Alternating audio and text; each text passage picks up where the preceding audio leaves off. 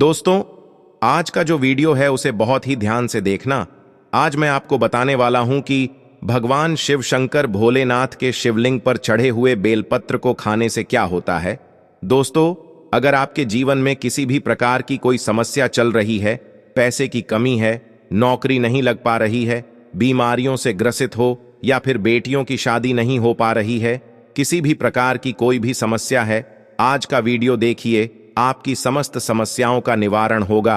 अपने जीवन के यहाँ 5 से 10 मिनट, केवल 5 से 10 मिनट इस वीडियो को दीजिए और मैं आपसे वादा करता हूं कि भगवान शिव शंकर भोलेनाथ की कृपा आप पर जरूर बनेगी।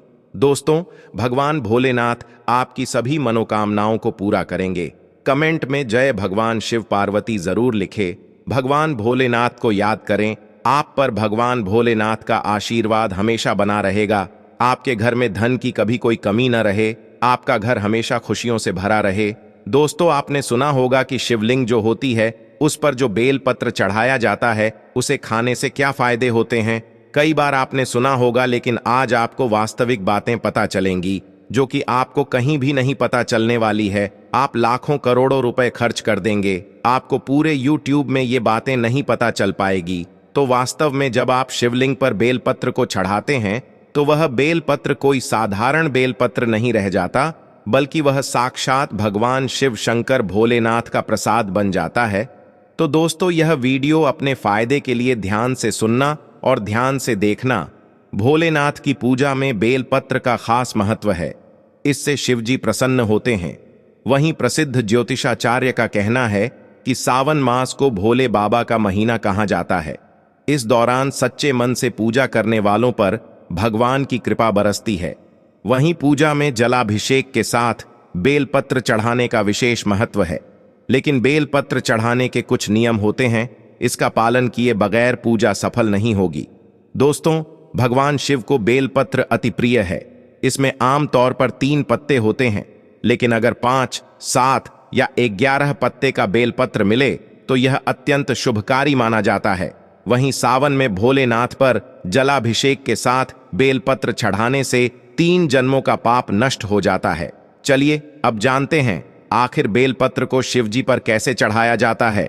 बेलपत्र चढ़ाते समय किन नियमों का हमें ध्यान रखना चाहिए। दोस्तों, भगवान सिर्फ श्रद्धा के भूखे होते हैं, वे एक पात्र के जल से ही प्रसन्न हो जाते हैं। लेकिन अगर श्रद्धालु जलाभिषेक के साथ बेलपत्र अर्पित करते हैं तो सारी मनोकामनाएं अवश्य पूर्ण होती हैं। लेकिन ज्योतिष शास्त्र बताते हैं कि बेलपत्र चढ़ाने के कुछ नियम होते हैं। जो बेलपत्र आप भगवान शिव के ऊपर अर्पण कर रहे हैं वो कटा नहीं होना चाहिए। इसके साथ ही बेलपत्र में छेद नहीं रहना चाहिए। बेलपत्र अर्पित करने से पहले देख लें कि कोई पत्ता मुड़ा हुआ नहीं हो। चलिए दोस्तों, अब यह भी जानते हैं कि आखिर कितने बेलपत्र शिवलिंग पर हमें चढ़ाने चाहिए, जिससे हमें भगवान शिव का आशीर्वाद मिल सके और उनका आशीर्वाद हमेशा हम पर बना रहे। दोस्तों, धार्मिक शास्त्र के अनुसार सिर्फ एक बेलपत्र से ही भगवान शिव प्रसन्न हो जाते हैं और सारी मनोकामनाएं पूर्ण कर देते हैं। अगर आप सावन के महीने में बेलपत्र में राम भगवान का नाम लिखकर 11, 21, 51 या 108 पत्र चढ़ाएंगे तो सारी मनोकामनाएं पूर्ण होंगी। ज्योतिषाचार्य बताते हैं कि राम नाम लिखा बेलपत्र जब भगवान शिव पर अर्पण होता है तो भगवान शिव और राम दोनों का आशीर्वाद प्राप्त होता है। बेलपत्र चढ़ाने से दरिद्रता मिटती है। दोस्तों, आप इन बातों का भी ध्यान रखें। ऐसा माना जाता है कि बेलपत्र शिवजी के ऊपर चढ़ाने से आध्यात्मिक शक्ति की प्राप्ति होती है। लेकिन कुछ ऐसे दिन हैं जिनमें बेलपत्र को नहीं तोड़ना चाहिए, जैसे चतुर्थी, अष्टमी, नवमी, चतुर्दशी, अमावस्या, संक्रांति और सोमवार के दिन बेलपत्र तोड़ना वर्जित माना जाता है। ऐसे में एक दिन पहले ही बेलपत्र तोड़कर रख लें। आपको बता दें कि बेलपत्र कभी बासी या अशुद्ध नहीं होता। दोस्तों, अगर आपको पंचमुखी बेलपत्र मिले तो आपको क्या करना चाहिए, आइए दोस्तों जानते हैं।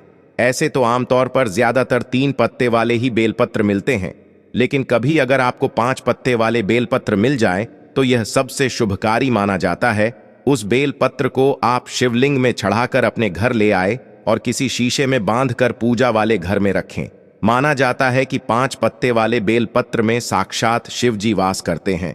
दोस्तों, 5 पत्ते वाले बेलपत्र का रोज दर्शन करने से शिव जी के दर्शन प्राप्त होंगे। दोस्तों, अगर आपको आसानी से बेलपत्र नहीं मिल रहा है तो आप चांदी का बेलपत्र भी सावन के महीने में शिवलिंग पर चढ़ा सकते हैं। इसे आप रोजाना गंगा जल या पानी से धोकर शिवलिंग पर चढ़ा दें। ऐसा करने से भी भोलेनाथ प्रसन्न होते हैं। अगर बेलपत्र नहीं मिल रहा है तो आप शमी के पत्ते भी शिवलिंग पर चढ़ा सकते हैं। दोस्तों, अगर आप धन से जुड़ी समस्याओं से जूझ रहे हैं तो बेलपत्र के पेड़ के नीचे दीपक जलाएं। इस पेड़ के नीचे दीपक जलाने से धन की प्राप्ति होती है। दोस्तों, बेलपत्र के बीच में शहद लगाकर शिवलिंग पर अर्पित करना ज्यादा शुभ माना जाता है। शिवलिंग पर शहद और बेलपत्र अर्पित करने से व्यक्ति को कठिन से कठिन परीक्षा में सफलता मिलती है। दोस्तों, सावन के महीने में बेलपत्र का सही इस्तेमाल करके हम बहुत सारी मनोकामनाएं पूरी कर सकते हैं। शिव पुराण में बेलपत्र एवं बेल के पेड़ के कई सांसारिक व वैज्ञानिक महत्व भी बताए गए हैं। इसके साथ ही शिव पर अर्पित करने की अलग अलग विधि से भी भिन्न प्रकार के फलादेश का महत्व शिव पुराण में वर्णित है। शिव पुराण एवं मान्यताओं के अनुसार जो भी श्रद्धालु बेल का पेड़ लगाते हैं उनके वंश में वृद्धि होती है। सुबह शाम बेल के पेड़ के दर्शन मात्र से ही पापों का नाश होता है। बेल के पेड़ को सींचने से पितर तृप्त होते हैं। जीवन में एक बार भी बेल पत्र को शिवलिंग पर चढ़ाने वाला इंसान समस्त पापों से मुक्त हो जाता है। दोस्तों, 3 पत्तियां एक ही प्रकार से जुड़ी होती हैं। इनको एक पत्ता माना जाता है। भगवान शिव जी की पूजा में बेलपत्र के अद्भुत प्रयोग होते हैं और बिना बेलपत्र के शिव जी की पूजा संपूर्ण नहीं हो सकती है। बेलपत्र के दैवीय के अलावा औषधीय प्रयोग भी हैं। इसके प्रयोग से तमाम बीमारियां गायब की जा सकती हैं। दोस्तों, सावन में बेलपत्र के प्रयोग से हमें विशेष फल मिलता है। दोस्तों, 108 बेलपत्र लें और उन पर चंदन से राम भगवान का नाम लिखें। ओम नमः शिवाय कहते हुए बेलपत्र को शिवलिंग पर चढ़ाते जाएं। जब 108 बेलपत्र चढ़ा लें तो शीघ्र विवाह की प्रार्थना करें। यह प्रयोग सावन में विशेष फलदायी होता है। एक बेलपत्र में 3 पत्तियां होनी चाहिए। पत्तियां टूटी हुई ना हो और उनमें छेद भी नहीं होना चाहिए। शिव जी को जब भी बेलपत्र अर्पित करें तो चिकनी तरफ से ही चढ़ाएं। एक ही बेलपत्र को जल से धोकर बार बार भी चढ़ा सकते हैं। बिना जल के बेलपत्र अर्पित नहीं करना चाहिए। दोस्तों, भोले बाबा को सावन के महीने में किसी भी तरह की पूजा में हमेशा उल्टा बेलपत्र यानी चिकनी सतह की तरफ वाला ही भाग स्पर्श कराते हुए ही बेलपत्र चढ़ाना चाहिए। ध्यान रखें कि बेलपत्र को हमेशा अनामिका, अंगूठे और मध्यमा अंगुली की मदद से ही चढ़ाएं। मध्य वाली पत्ती को पकड़कर महादेव को अर्पित करें। दोस्तों, आपको बता दूं कि हमारे शास्त्रों में कहा गया है कि शिवलिंग पर चढ़ा बेलपत्र 6 महीने तक बासी नहीं माना जाता। जी हाँ, बेलपत्र को शिवलिंग पर चढ़ाने के बाद उसे पुनः धोकर शिवलिंग पर 6 महीने तक चढ़ाया जा सकता है, क्योंकि भारत में कई ऐसी जगह हैं जहां पर शिवलिंग स्थापित है परंतु उसके आसपास बेलपत्र उपलब्ध नहीं हो पाते। इसी वजह से कई लोग बेलपत्र उपलब्ध न होने के कारण पुराने बेलपत्र का जो चूर्ण होता है उसको भगवान शिव शंकर भोलेनाथ को चढ़ाते हैं। दोस्तों, बेलपत्र को भगवान शिव जी पे चढ़ाने के पीछे एक पौराणिक कथा है और कथा के अनुसार जब समुद्र मंथन चल रहा था उसी समय समुद्र मंथन के दौरान अमृत के साथ कई और चीजें भी निकली थीं, जिसमें से एक विष भी निकला था। विष को आप जहर भी कह सकते हैं और यह विष चारों ओर फैलने लगा। उसी समय पूरी सृष्टि को विष से बचाने के लिए भगवान शिव शंकर भोलेनाथ ने इस विष को अपने कंठ में धारण कर लिया था। इसलिए महादेव को उस दिन से नीलकंठ भी कहा जाने लगा। परंतु विष के प्रभाव से भगवान शिव शंकर के शरीर का ताप बढ़ने लगा, जिसकी वजह से आसपास का वातावरण जलने लगा और तब देवी देवताओं ने प्राचीन वेद सलाहकारों से सलाह ली कि भगवान शिव शंकर को इस विष से कैसे बचाया जाए। तो दोस्तों, उस समय जो प्राचीन वेद सलाहकार थे उन्होंने सलाह दी कि आप भगवान शिव शंकर भोलेनाथ को बेलपत्र का सेवन कराइए और भगवान शिव शंकर को उस समय वहां पर जो भी उपस्थित देवी देवताएं थे उन्होंने तत्काल बेलपत्र खिलाया और जल से स्नान कराया। इसके बाद भगवान शंकर के शरीर में जो उत्पन्न गर्मी थी वह शांत होने लगी। और तभी से भगवान शिव जी को बेलपत्र चढ़ाने की परंपरा मानी गई है। दोस्तों, शिवलिंग पर बेलपत्र अर्पित करने के बाद हमें जल जरूर चढ़ाना चाहिए। इससे भगवान शिव को शीतलता मिलती है और उनका आशीर्वाद हमें प्राप्त होता है। हमेशा ध्यान रखिएगा कि 3 पत्ती वाली जो बेलपत्र होती है वही वाला आप शिव शंकर भोलेनाथ को चढ़ाइए। जहां से बेलपत्र चिकनी होती है उस तरफ से शिवलिंग पर आपको बेलपत्र चढ़ाना चाहिए। इस बात का आपको विशेष ध्यान रखना है कि कभी भी कटे फटे बेलपत्र भगवान शिव शंकर को आपको नहीं चढ़ाना है। इसके पीछे भी एक कथा है, क्योंकि जब भगवान शंकर जी ने गणेश जी का सिर खंडित कर दिया था, तभी से भगवान शिव शंकर भोलेनाथ ने संकल्प लिया था कि कभी भी मुझे कोई खंडित चीज नहीं अर्पित की जाए।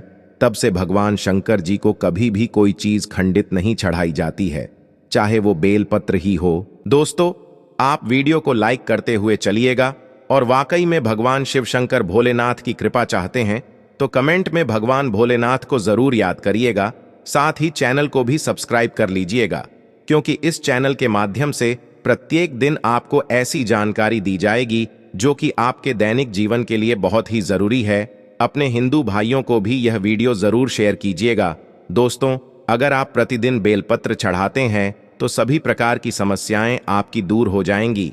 भगवान शंकर जी के भक्तों को कभी भी पैसे की समस्या नहीं रहती है। जो बेलपत्र को तिजोरी में रखते हैं उनकी तिजोरियों में बरकत आती है और पैसे की समस्या खत्म हो जाती है। दोस्तों, आप इस वीडियो को ध्यान से देखते रहिएगा, क्योंकि बेलपत्र से जुड़ी संपूर्ण जानकारी आपको यहां पर प्राप्त होगी। दोस्तों, वीडियो में जो जानकारी बताई जा रही है, ये जानकारी आप लाखों करोड़ों रुपए खर्च करके भी कहीं नहीं प्राप्त कर पाएंगे, ना ही YouTube पे पा पाएंगे। चाहे कितना भी वीडियो देख लीजिए, इस प्रकार की जानकारी आपको नहीं मिलेगी। इसलिए आप सभी दर्शकों से हाथ जोड़कर प्रार्थना है कि इस वीडियो को ज्यादा से ज्यादा लोगों तक पहुंचा दीजिए। जी हां दोस्तों, मैं कहना चाहूंगा, कम से कम आप 10 से 15 लोगों को तो यह वीडियो जरूर शेयर कीजिएगा, ताकि आपको भी यह सौभाग्य का काम करके, दूसरों की मदद करके भगवान शिव और पार्वती का आशीर्वाद मिल पाए। दोस्तों, इस प्रकार की जानकारी बहुत ही अमूल्य होती है। बाद में चलकर यह जानकारी हमारे लिए काफी फायदेमंद साबित होती है। तो आइए जानते हैं बेलपत्र संबंधित कुछ विशेष जानकारी। दोस्तों, हम आपको बता दें कि प्राचीन पुराणों में बताया गया है कि कुछ विशेष समय होता है जिनमें बेलपत्र को कभी भी नहीं तोड़ना चाहिए। जी हां दोस्तों, कुछ ऐसे विशेष तिथि है जिनमें बेलपत्र को आपको कभी भी नहीं तोड़ना चाहिए।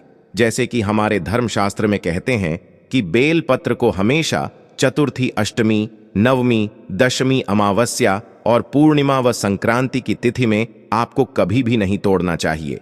साथ में सोमवार के दिन भी बेलपत्र को कभी भी नहीं तोड़ना चाहिए, क्योंकि विशेषकर बेल के पेड़ पर बेलपत्र में भगवान शिव शंकर सोमवार के दिन वास करते हैं, क्योंकि बेलपत्र के संपूर्ण हिस्से में भगवान शिव शंकर का वास माना जाता है। इसके मूल में अर्थात जड़ में ब्रह्मा जी का वास होता है और बेल पेड़ के मध्य भाग में भगवान विष्णु जी का वास माना जाता है।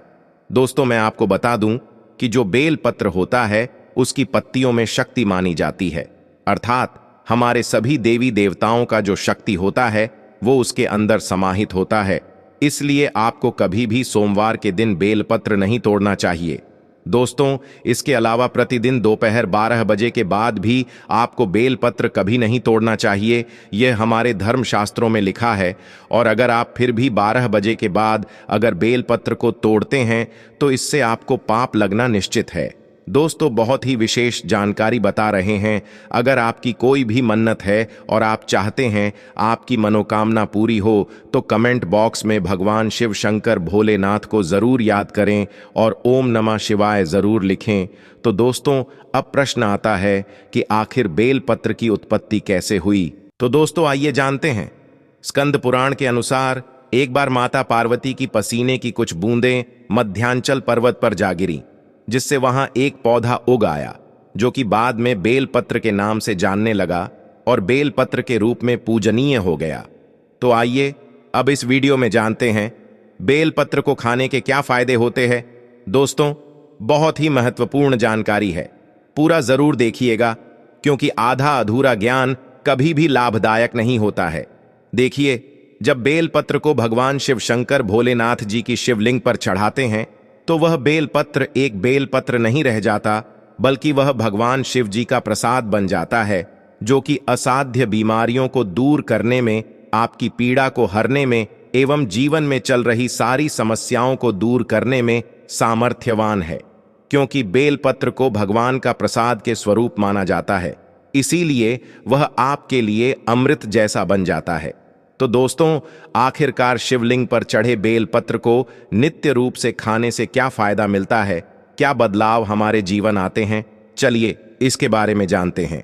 दोस्तों, शिव जी पर चढ़ा बेलपत्र को खाने से शरीर के सभी प्रकार के रोग दोष दूर हो जाते हैं।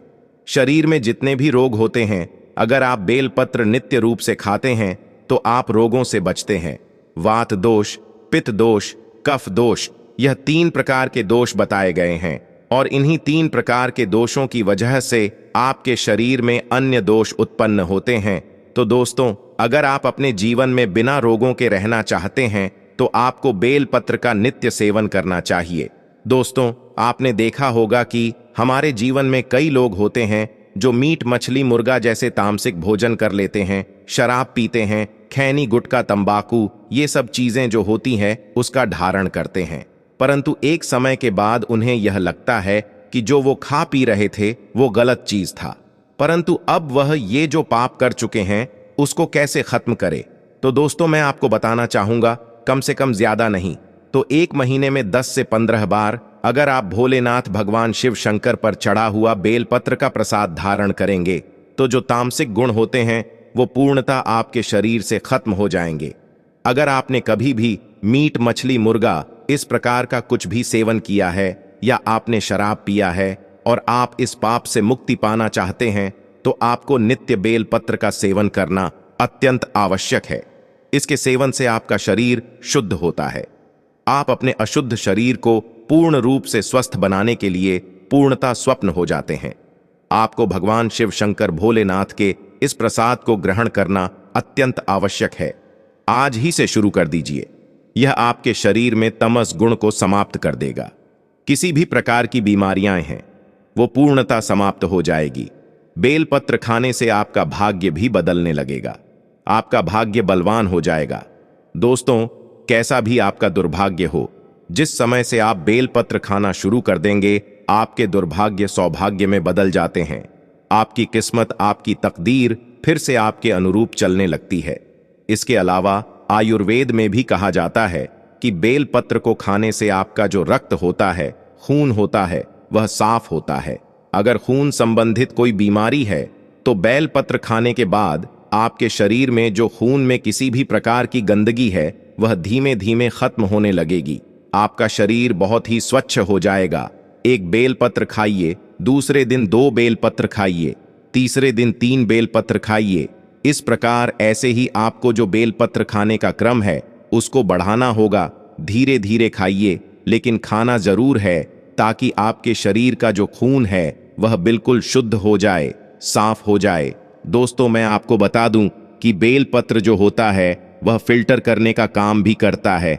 आपके शरीर को, जैसे आपके शरीर में किडनी होती है, किडनी क्या करती है, जो पानी होता है, जो खून होता है उसको फिल्टर करती है। उसी प्रकार से जो बेलपत्र है वो भी आपके शरीर में जो अशुद्ध चीजें होती हैं, आपके खून में जो गंदगी होती है उसको साफ कर देता है, फिल्टर कर देता है। दोस्तों, सच्ची श्रद्धा से कमेंट में जरूर लिखे जय भोलेनाथ, जय शिव शंभू। साथ ही देवों के देव हर हर महादेव सदैव आप पर अपनी कृपा बनाए रखे।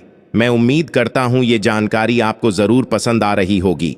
दोस्तों, यदि आपको यह वीडियो पसंद आ रही हो तो प्लीज आप इस चैनल को सब्सक्राइब अवश्य करें, वीडियो को लाइक करें। जय भोलेनाथ।